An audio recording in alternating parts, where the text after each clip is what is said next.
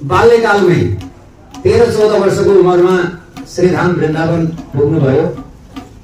श्रीधाम वृन्दावनमा मोतीझिल अवस्थित युगल भवन आश्रममा हाम्रो निम्बार्क सम्प्रदाय भनेको यो अहिले झारपात पलाए जस्तो सम्प्रदाय पनि होइन, प्राचीन सम्प्रदाय हो, पौराणिक सम्प्रदाय हो। र त्यहाँ हाम्रो यो सम्प्रदायमा हंस भगवानबाट परम्परा चलेर आउँछ। हंस भगवानबाट आचार्य परम्पराहरूको चल्दै आउँदाखेरि 50वा जो गुरु हुनुहुन्थ्यो श्री 1008 मेरो दादा गुरु चक्रपाणी शरण देवाचार्यजी महाराजको कृपा पात्र शिष्यको रूपमा मेरो गुरुदेव भगवान युगलवन आश्रमबाट दीक्षित हुनुभयो। त्यसपछि एउटा वृन्दावनमा एउटा चौपाई एउटा श्लोक एउटा गाउने गरिन्छ, जो वृन्दावनको प्रति जसको निष्ठा छ, निष्ठा सबैको आफ्नो आफ्नो ठाउँको हुनु पाउनुपर्छ, पाउँछ पनि।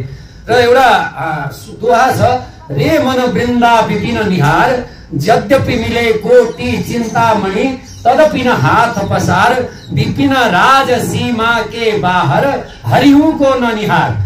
यानी यो दोहामा के भन्छ कि वृन्दावन धाम मलाई बाँच्दे, वृन्दावन भन्दा बाहिर कसैले मलाई हिरा मोती जवाहरात दिन्छु भनेर बाहिर बोलाउँछ तब पनि मलाई जान नपरोस्। र के भनेको छ कि भगवानले हे भक्त म वृन्दावनमा होइन, म वृन्दावनमा भन्दा बाहिर आइस भने मात्रै तँलाई मैले दर्शन दिन्छु, वृन्दावनमा दर्शन दिन भनेर भन्छ भने त्यो भगवानलाई पनि नहेर, हरिहुको ननिहार। त्यहाँ शब्द छ, विपिन राज सीमा के बाहर हरिहुको ननिहार। ननिहार भने यानी वृन्दावनको बाहिर भन्दा भगवान कुनै छ भने त्यो ईश्वरलाई मान्दैन भनेर पनि निष्ठा बनाएर वृन्दावन धाममा सन्त महन्तहरू बस्नुभयो। सोही सिलसिलामा मेरो गुरुदेव भगवान पनि एउटा सीमा रेखा खिचेर वृन्दावन गइसकेपछि फर्केर नेपाल आउनुभयो।